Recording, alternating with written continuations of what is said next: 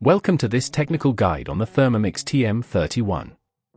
We are Kelatos Informatica, specialists in technical repair.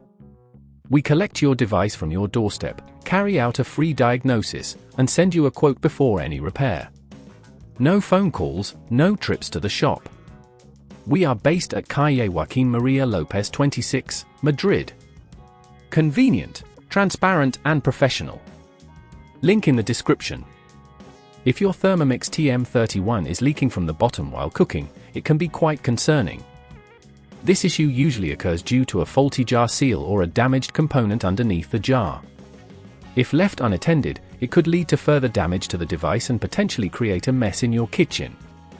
Now, let's get into the repair. For this job, you will need a screwdriver, a replacement jar seal, and a soft cloth to clean any spills. To begin the repair safely, make sure your Thermomix is unplugged. Gently flip it upside down on a soft surface to avoid scratches. Locate the screws at the base of the device and remove them carefully using your screwdriver. Take care not to strip the screws, as they can be tightly secured. Once the screws are out, gently lift the base to reveal the internal components. Now, the most likely culprit for the leak is the jar seal. Check the seal for any signs of wear or damage. If you can see cracks or it feels brittle, it's time for a replacement. To extract the old seal, carefully pull it out from its groove, taking care not to damage the surrounding components. When you have the new seal, fit it into the groove, ensuring it sits evenly all around. If at this point you feel it's getting too tricky, remember that at Kelatos we collect your device from your door and return it fully repaired. With the new seal in place, it's time to reassemble your Thermomix. Align the base back onto the device, ensuring no wires are pinched in the process.